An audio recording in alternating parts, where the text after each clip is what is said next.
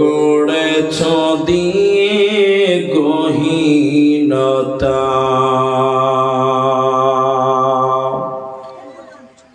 গড়েছ সৃজনে পৃথিবীটা,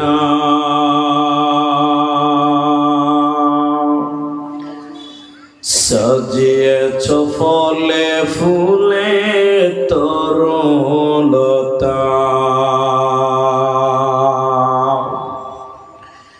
ও আমার মালিক,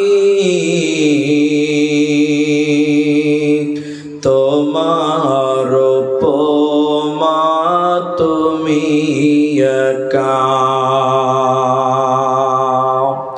ও আমার মালিক, তোমার উপমা তুমি একা। দিয়েছ নদীতে জোয়ার ভাটা,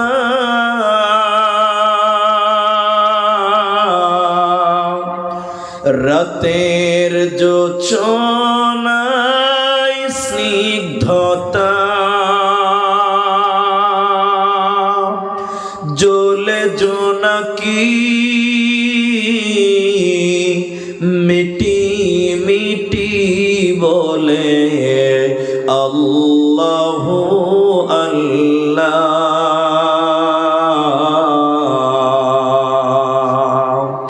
ও আমার মালিক, তোমার উপমা তুমি একা। ও আমার মালিক, তোমার উপমা তুমি একা। দিয়েছ শুভ্র মেঘ বৃষ্টি ফোঁটা, ফসলের জমিনে উর্বরতা, রহমের ছায়া দিয়ে রেখেছ ঢেকে তুমি আল্লাহু আল্লাহ।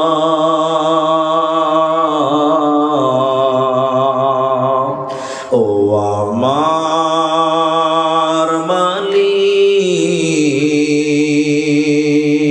তোমার উপমা তুমি একা। ও আমার মালিক, তোমার উপমা তুমি একা।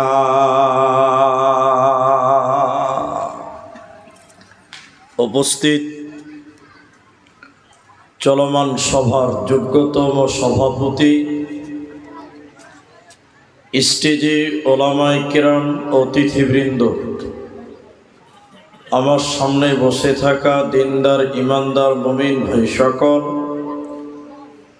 দোয়ার কান্ট্রি মুরব্বী সমাজ, স্নেহের কচিকাচা, পর্দার অন্তরালে বসে থাকা মুমিনা সলেহা মা ও বোনেরা, প্রাণ প্রিয় নতুনগঞ্জ, রঘুনাথগঞ্জ, মুর্শিদাবাদবাসী, প্রশংসা সেই মহান মনিবের দরবারে যে মহান মনিব আমাদেরকে এক মসজিদ কেন্দ্রিক আয়োজিত মাহফিলে বসিয়ে কোরআন এবং হাদিসের আলোচনা করার, আপনাদের শ্রবণ করার যিনি তৌফিক ইনায়াত করেছেন, সেই মহান মনিবের দরবারে শুকরিয়া আদায় করি। আমরা সকলেই বলি আলহামদুলিল্লাহ। দরুদ ও সালাম বর্ষিত হোক শেরকারে কায়নাত তাজদারে মাদানী নবী কুল শিরোমণি ইমামুল আম্বিয়া নবী মক্কি, নবী মদনী, নবী আহমদ, নবী মুহাম্মদুর রাসূলুল্লাহ সাল্লাল্লাহু আলাইহি ওয়াসাল্লাম। মোহতারাম ভাইও, আজিজ ও বুজুর্গ দোস্ত, আমি কোরআনুল কারীম সূরা তওবা থেকে একটি আয়াত, হাদিসে নববী থেকে একটি মাত্র হাদিস আপনাদের সামনে পাঠ করেছি।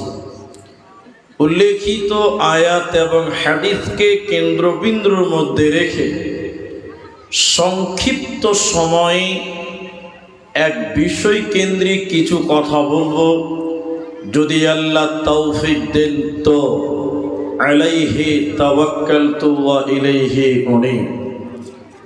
মোহতারাম ভাইও, আজিজ ও বুজুর্গ দোস্ত, আমি আলোচ্য বিষয় বলার পূর্বে মাত্র 5 মিনিট টাইম বক্তব্যের বিষয়ের বাইরে কয়েকটি কথা বলব এবং তার ভিতরে 2-1টি আবেদন করব, আপনারা সেগুলো রাখবেন ইনশাআল্লাহ। আমার প্রথম আবেদন আপনাদের কাছে যে আমি আপনাদেরকে কিছু কথা জিজ্ঞাসা করব, আপনারা মুখ খুলে উত্তর দেবেন। একবার বলুন ইনশাআল্লাহ। মাশাআল্লাহ। আপনি যদি মুখ খুলে কথা বলেন আপনার বুঝতে সুবিধা হবে আর আমাকেও বুঝাতে সুবিধা হবে, এই জন্য কথা বলতে হবে। 2, মোটামুটি 10 মিনিট টাইমকে উঠবেন না। 10 মিনিট পর আপনার প্রয়োজন অনুপাতে আপনি উঠবেন, এটা আপনার ব্যক্তিগত ব্যাপার। কিন্তু 10 মিনিট টাইম আপনারা উঠবেন না, একজনও উঠবেন না। বসুন, তাহলে কিছু বুঝতে পারবেন। আমরা ঈদুল ফিতরের পরের দিন আমরা এই জলসায় এসেছি। আমরা 1 মাস আল্লাহর ইবাদতে কাটিয়ে এসেছি। এখন রমজান আল্লাহ যে কারণে দিয়েছিলেন আমাদেরকে উপহার, সেই কারণটা পূর্ণ করতে পেরেছেন কিনা, আমরা সেটা কামিয়াব অর্জন করতে পারলাম কিনা, একটু চিন্তা ভাবনা করে হিসাব করার আজকে দিন যে আমরা 1 মাস কিভাবে কাটিয়ে এলাম। আমার আজকের আলোচ্য বিষয় হলো সুসংবাদ প্রাপ্ত লোক কারা, আল্লাহর সুসংবাদ পাবে কারা, মানে আল্লাহর জান্নাতের সুসংবাদ পাবে কারা।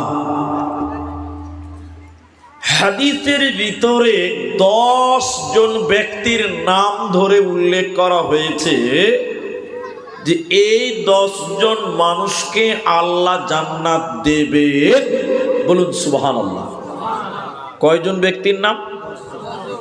তাহলে কি এই 10টাই জান্নাতি? না। খাদিজা জান্নাতি, আয়েশা জান্নাতি, কিন্তু এদের নাম বলা হয়নি। তাহলে কি তারা জান্নাত যাবে না? যাবে। কিন্তু 10 জন ব্যক্তির নাম ধরে ধরে নবীজি বলেছিলেন এদেরকে আল্লাহ জান্নাত দেবেন। আল্লাহ নবীকে বলেছিলেন, আরেকবার বলুন সুবহানাল্লাহ। এখন 2025 সাল এপ্রিল মাসের 1 তারিখ, আর কোন নবী নেই। লা নবিয়্যা বা'দা ওয়ালা উম্মাতা বা'দা উম্মতি। নবীদের সিলসিলা বন্ধ। তো এখন আমরা যারা বেঁচে আছি আমরা জান্নাতে যাব। এই জান্নাতের সুসংবাদটা দেবে কে, পাবো কিভাবে? যেহেতু নবী রাসূল তো আর আসবেন না। তা আল্লাহ তাবারাক ওয়া তাআলা কোরআনে কিয়ামত পর্যন্ত যত মানুষ আসবে সব মানুষদের ভিতরে বাছাই করে করে করে করে আল্লাহ কয়েকজন ব্যক্তির কথা বলেছেন এই লোকেরা জান্নাতি, এই মানুষেরা জান্নাতি, এর জন্য আর কোনো নবীও লাগবে না, রসুলও লাগবে না। আমি আল্লাহ সরাসরি তাদেরকে বললাম, তোরাই হলি প্রকৃত জান্নাতি। বলুন সুবহানাল্লাহ। এক নাম্বার আল্লাহ তাবারক ওয়া তাআলা বলেন, নবী লাগবে না, রসুল লাগবে না, জান্নাতি মানুষ কারা? আল্লাহ বলেন, যাদের ভিতরে 8টা আমল থাকবে, যাদের ভিতরে 8টি গুণ থাকবে, এই লোকেদেরকে আমি আল্লাহ জান্নাত দান করব। এক নাম্বার আল্লাহ তাবারক ওয়া তাআলা বলেন, আত-তাইবুন,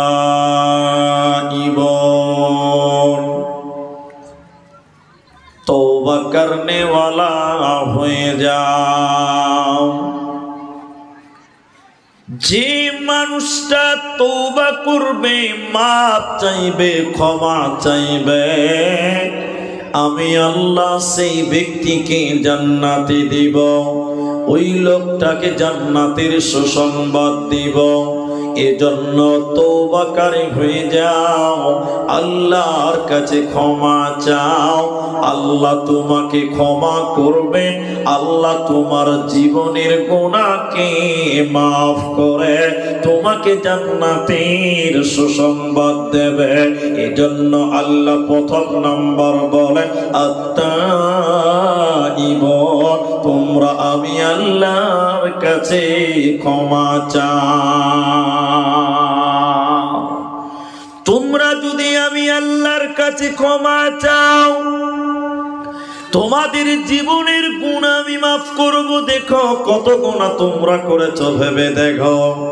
হযরতে আনাস রাদিয়াল্লাহু তাআলা আনহু তিনি বলেন, কোন মানুষ যদি অঢেল গুনাহ করে, এরপরে আল্লাহ গফফার, মাফ করনে ওয়ালা, ক্ষমা করনে ওয়ালা, এই নিয়তে যদি আল্লাহর কাছে মাফ চায়, দয়াল মাবুদ রে, আমরা গুনাহ করেছি, তুমি আমাকে মাফ করো, তুমি মাফ করনে ওয়ালা। নবীজি বললেন, শুনে নাও, যদি তোমার পাপ পৃথিবী বরাবর হয়, যদি তোমার পাপ দুনিয়া বরাবর হয়, দুনিয়া পরিমাণ গুনাহ করার পর আল্লাহর কাছে যদি তুমি ক্ষমা চাও, আল্লাহ তোমার দুনিয়া বরাবর গুনাহ মাফ করে দেবে। আল্লাহ কারো পরোয়া করেন না। নবীজি এর পরে বললেন, শুনে নাও, যদি তুমি পাপ করতে করতে আসমান পরিমাণ গুনাহ করো, আকাশ পরিমাণ গুনাহ করার পর আল্লাহ গফফার, মাফ করনে ওয়ালা, এই নিয়তে যদি মাফ চান, ও দয়াল মাবুদ রে, তুমি আমাকে মাফ করে দাও। নবীজি বললেন, উম্মত রে, শুনে নাও, আল্লাহ তোমার আসমান পরিমাণ গুনাহকে মাফ করে দেবে। আল্লাহ কারো পরোয়া করেন না।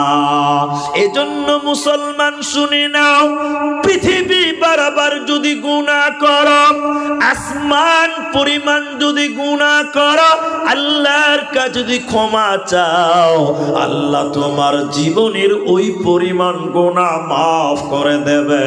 এজন্য আল্লাহ বলেন, যদি তোরা জান্নাতি হবি রে, এক নাম্বার তওবাকারী হয়ে যাও, আমি আল্লাহর কাছে তোমরা মাফ চাও, আমি তোমাদের মাফ করব, আমি তোমাদের জান্নাতি ঘোষণা করব। এদিকে দেখেন, দুই গ্রুপের কিছু লোক, দুই দলের কিছু লোক, দল বুঝেন তো আপনারা, গ্রুপ বুঝেন না? দল মানে তৃণমূল বিজেপি লয়, দলের অনেক ভাগ আছে। অনেকে ভাববেন যে দলের কথা হাদিসও আছে নাকি, আবার ওইটা বুঝলে হবে না। দুই গ্রুপের কিছু লোক বিশ্ব নবীর কাছে এসেছেন। এক গ্রুপের লোক এসে বললেন, হে নবী মুহাম্মদ, আমরা জীবনে অনেক জেনা করেছি, ব্যভিচার করেছি, মেয়েদের ইজ্জত নষ্ট করেছি। হে আল্লাহর নবী মুহাম্মদ, আপনি বলুন আমাদের জেনার পাপের ব্যাপারে আল্লাহ কি বলেন, আপনি কি বলেন, এক কথা ইসলাম কি বলে, একটু আপনি আমাদেরকে বলে শোনান। আমরা তো ব্যভিচার অনেক মেয়ের ইজ্জত নষ্ট করেছি। একদল। দ্বিতীয় দলের লোক বললেন, ইয়া রাসূলুল্লাহ, ইয়া হাবিবাল্লাহ, আমরা জীবনে অনেক মানুষ মার্ডার করেছি, অনেক মানুষ হত্যা করেছি। আল্লাহর নবী আমাদের হত্যার পাপের ব্যাপারে, আমাদের মার্ডারের ব্যাপারে, আমাদের খুন করার ব্যাপারে, হত্যার ব্যাপারে ইসলাম কি বলে একটু যদি আপনি আমাদেরকে জানান। এরা দুই গ্রুপ আল্লাহর নবীকে প্রশ্ন করলেন, সওয়াল করলেন। আল্লাহ তাবারক ওয়া তাআলা তখন তৎক্ষণাৎ জিবরাইলকে বলছেন, জিবরাইল, তুমি আমার নবীকে গিয়ে এক্ষুনি বলো, তারা আমার নবীকে সওয়াল করেছে, প্রশ্ন করেছে। হে জিবরাইল, তুমি নবীকে গিয়ে বলে দাও, এদের উত্তরটা আমি আল্লাহ তোমাকে বলছি, তুমি যাও। জিবরাইল তৎক্ষণাৎ নবীজির কাছে এসে বলতে লাগলো, আল্লাহ তাবারাক ওয়া তাআলা বলেছে, কুল ইয়া ইবাদিয়াল্লাযীনা আসরাফু, হে নবী আপনি বলে দিন, ওই সকল পাপিষ্ঠ মানুষদেরকে বলে দেন যারা জিনা করেছে, মানুষ মার্ডার করেছে, তুমি তাদেরকে বলে দাও, আলা আনফুসিহিম, যারা নিজের নফসের প্রতি জুলুম করেছে, নবী তুমি তাদেরকে বলে দাও, লা তাকনাতু মির রাহমাতিল্লাহ, তারা যেন আল্লাহর রহমত থেকে বঞ্চিত না হয়, আল্লাহর দয়া থেকে বঞ্চিত না হয়। হে নবী তুমি বলে দাও, যারা আল্লাহর অবাধ্য হয়েছে, গুনাহ করেছে, পাপ করেছে, তুমি তাদেরকে বলে দাও তারা যেন আল্লাহর দয়া থেকে বঞ্চিত না হয়। ইন্নাল্লাহ, নিশ্চয়ই আল্লাহ তাবারাক ওয়া তাআলা ইয়াগফিরুয যুনুবা জামিআ, জীবনের সমস্ত গুনাহকে আল্লাহ মাফ করবে, যেহেতু তিনি চরম পরম দয়ালু, যেহেতু তিনি বড়ই মেহেরবান। এজন্য মুসলমান আল্লাহর কাছে ক্ষমা চাও, আল্লাহর কাছে ইস্তিগফার করো, আল্লাহ তোমাকে মাফ করে দেবে, আল্লাহ তোমাকে ক্ষমা করবে। তাই আল্লাহ বলেন, যার ভিতরে 8টি গুণ থাকবে, ওই 8টির ভিতরে প্রথম নাম্বার তওবা করনেওয়ালা যে ব্যক্তি হবে, আমি আল্লাহ ওই ব্যক্তিকে জান্নাত দান করব, কোনো চিন্তা হবে না, রবে না, থাকবে না। কিন্তু অনেক মানুষ বলে বেড়াচ্ছে যে আল্লাহ বড় পাপীকে মাফ করে না, বলুন নাউজুবিল্লাহ। এখন আপনাদের জিজ্ঞাসা করছি, আপনারা উত্তর দেন, উত্তর দেন। এখানে কোনো মাজার আছে গ্রামে? আপনারা মাজার মানেন? মানেন না? মাইকের চেয়ে তো পাওয়ার বেশি। বয়স হয়ে গেলে কি হবে, গলার ভোল্টেজ তো কমেনি। শোনেন, এদিকে শোনেন তো, মাজার দেখেছেন কি দেখেননি? একটু হ্যাঁ না বলেন।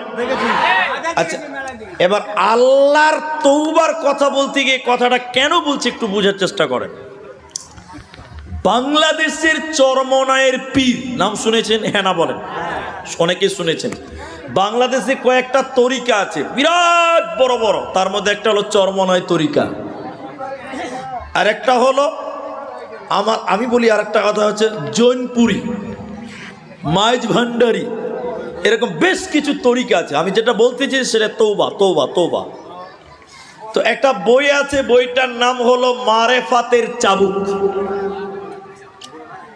ওই বইয়ের ভিতরে লিখছে পীরের কাছে মুরিদ হওয়া ফরজ। সবাই বলুন, পীরের কাছে মুরিদ হওয়া? এরা কথা বলে না। আপনি তো বলছেন, আপনি বইয়ের কথাটা বলছেন, ভয় কেন লাগছে যে ভাই? আচ্ছা আপনি বলেন, যারা আলেমরা আছেন, কোনো কিছুকে যদি ফরজ বলতে চান তাহলে দলিল হাদিস কোরআনে লাগবে কি লাগবে না? ফরজ বলতে গেলে দলিল লাগবে না? ও বলছে যে পীরের কাছে মুরিদ হওয়া ফরজ, তাহলে আপনারা কি ভাবছেন ওর কাছে দলিল নাই? আছে, ওর কাছেও দলিল আছে। কোরআন হাদিসের জোড়ে লয়, চপার জোড়ে। চপার জোড়ে দলিল নেবে। বলছে কেমন করে? বলে শোনে লাও। উনি যুক্তি দিচ্ছে কেন ফরজ, কোন টাইমে ফরজ বলছে। বলছে কোনো মানুষ যদি অঢেল গুনাহ করে, যে গুনাহ করার পর আল্লাহর কাছে লোকটা যদি বলে আল্লাহ আমি গুনাহ করেছি, তুমি মাফ করে দাও, ওই পীর সাহেব লিখছে যে আল্লাহ ওকে মাফ করবে না। বলুন নাউজুবিল্লাহ। তাহলে মাফ হবে না তো মাফ হবে কি করে? তখন তিনি লিখছেন পীরের কাছে মুরিদ হওয়া ফরজ। এই গুনাহগার মানুষটা এটা পীরের কাছে যে মুরিদ হবে, মুরিদ মুরিদ পীরের মুরিদ। পীর বাবাকে যে লোকটা বললো যে বাবা আমার অনেক গুনাহ, তুমি একটু আমার জন্য আল্লাহকে বলো, মানে আল্লাহ আরেকজনকে ভাড়া করছে। কি করছে বলুন? আল্লাহকে বলার লেগে আরেকটা লোকে কি করছে? ভাড়া করছে। বুঝুন, আল্লাহকে বলতে গেলে ভাড়া করতে হবে। পীরেরও আল্লাহ, তোরও আল্লাহ, আমারও আল্লাহ, ঠিক কিনা জোরে বলেন। এবার বলছে যে পীর বাবা আপনি আল্লাহকে বলুন, তো বলছে যে এই লোকের তো ক্ষমা হবেই না। এই লোকের পীর আল্লাহকে বলবে আল্লাহ আমার এই মুরিদটা অনেক গুনাহ করেছে, তুমি তাকে মাফ করে দাও। তাহলে আল্লাহ মাফ করবেন, নচেত আল্লাহ মাফ করবে তারা বলে না। বলুন নাউজুবিল্লাহ। কিন্তু আল্লাহ কোরআনে কি বলেছেন?